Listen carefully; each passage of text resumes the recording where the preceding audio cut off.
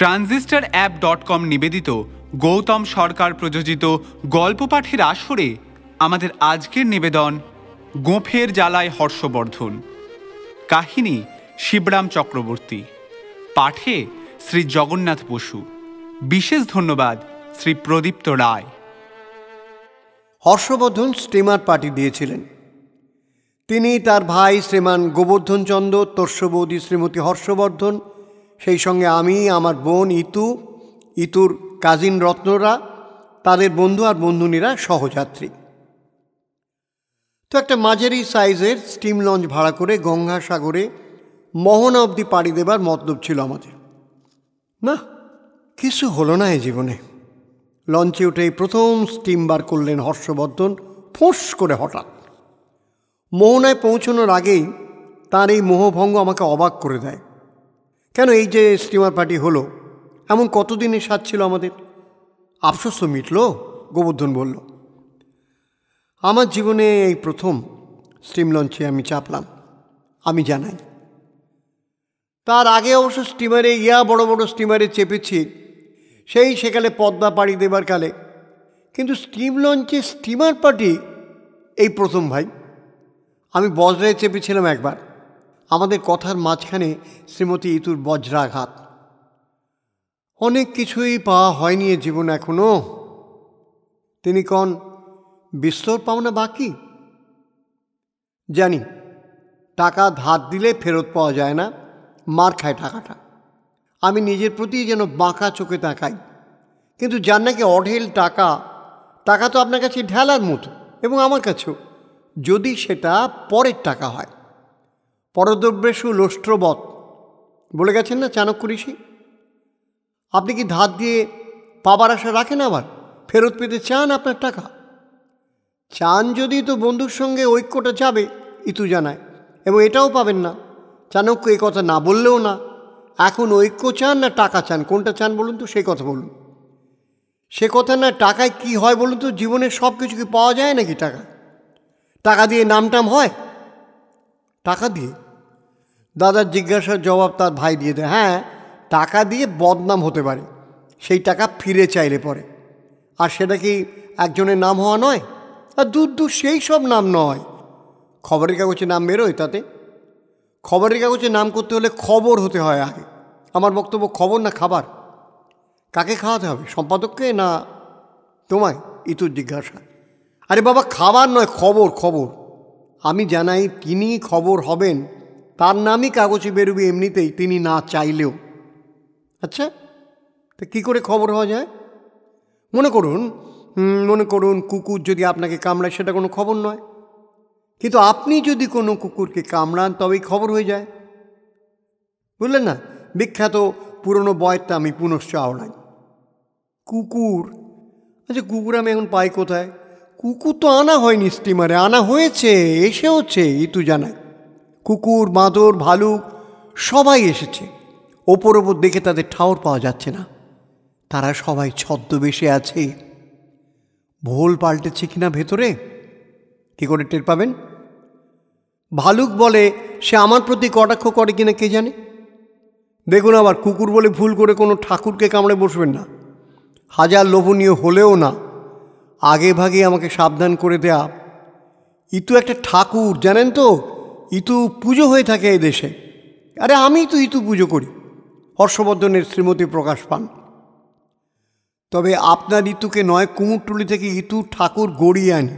বামুন ভোজে আপনাকেও ডাকা হয়, সেটা ভুলে গেলেন? কুকুরও নেই, কিচ্ছু নেই, তা আমি খবর হব কি করে? হর্ষবর্ধনের হাউতাস না থাকলে তো কি, ইতু একটা সমাধান বাতলায়। ধরুন কেউ যদি এখন এই স্টিমারটা থেকে পড়ে যায়, যেতে পারে তো, আকস্মিক দুর্ঘটনা তো অকস্মাৎ ঘটে থাকে। আর আপনি যদি জলে ঝাঁপিয়ে পড়ে তাকে উদ্ধার করেন, তবে তক্ষুনি আপনি একটা খবর হয়ে উঠবেন, আপনার নাম কাগজে বেরিয়ে যাবে। হ্যাঁ, তাহলে হয় বটে, আমি সাহেবই ওর কথায়। কিন্তু কে এখন নিজেকে জলাঞ্জলি দিতে যাবে? কারো খেয়ে দেয়ে কাজ নেই যে সাত করে জলে ঝাঁপ দিতে যাবে। কেউ যদি নিজ গুণে জলে পড়ে, তবেই না উনি নিজ রূপে প্রকট হতে যাবেন।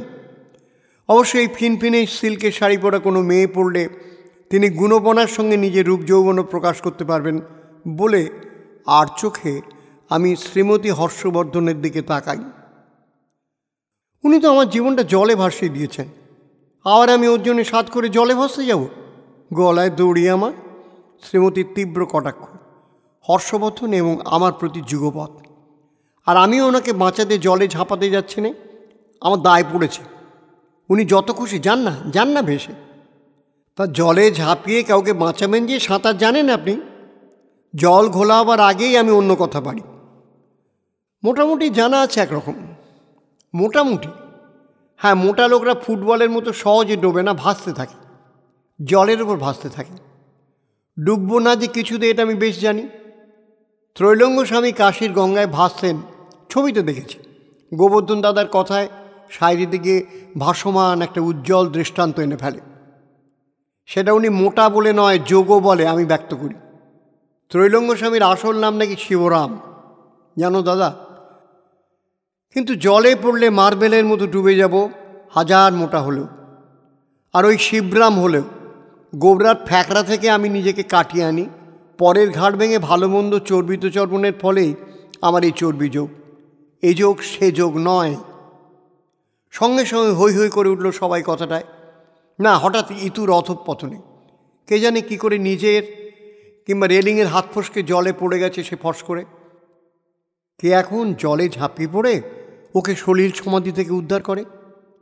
খবরের কাগজে নাম বার করার কারোরই তেমন উৎসাহ দেখা গেল না, এমনকি হর্ষবর্ধনেরও নয়।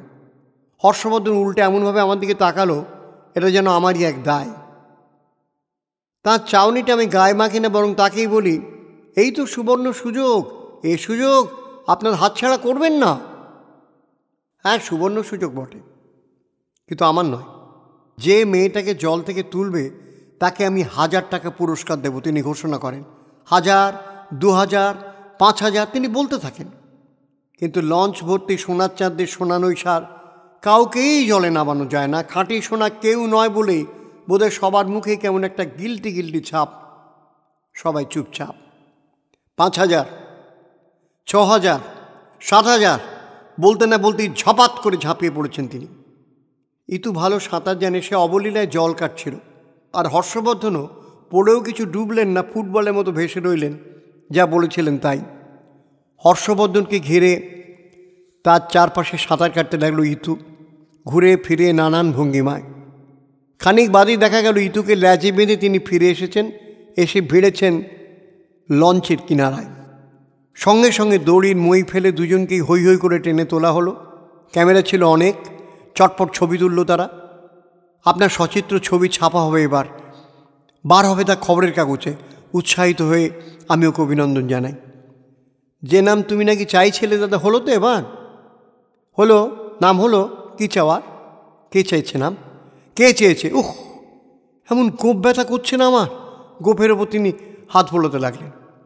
চপাত করে জলে পড়লে গায়ে লাগতে পারে হয়তো, ওর কথায় আমি অবাক হই, কিন্তু গোপে তো লাগার কথা না। গোপটা এমন টাটিয়েছে না আমার।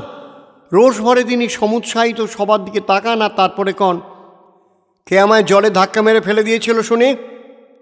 কেন যে গোপ আমার এমন টাটিয়ে উঠল হঠাৎ, একবার যদি তাকে ধরতে পারি না, দেখে নেও একবার বলে সবার উপর চোখ বুলিয়ে আমার উপরই তাঁর দৃষ্টি দিয়ে রাখেন। দেখতে থাকেন।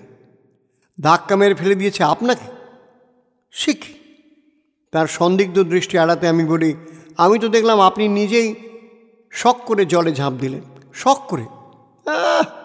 শখের প্রাণ গড়ের মাঠ, মাইরি আর কি। এখানে গড়ের মাঠ নয় দাদা, গঙ্গা ঘাট। দাদার ভ্রম সংশোধন করে ভ্রাতায় শখের প্রাণ গঙ্গা ঘাট। তুই থাম। আমার প্রাণ যাচ্ছে এদিকে। আমি গোপের জেলায় গেলাম। কেন যে লোকে সাত করে বড় বড় গোঁপ রাখে, হর্ষবর্ধনের প্রাণে আর গোঁপের জ্বালা একসঙ্গে দাউ দাউ করে জ্বলে ওঠে। ইস, এমন জ্বলছে গোঁপ না কি বলবো। কোন গোঁপটা জিজ্ঞেস করি ইতুচন্দ্র। দুটো গোঁপি, দুধারের গোঁপি। কেন জ্বলছে কে জানে। জলে পড়লে গোঁপ জ্বলে, আমার জীবনে এমন অভিজ্ঞতা এই প্রথম। আমারও, যদিও আমার গোঁপ নেই, তবু আমি কখনো জলেও পড়িনি।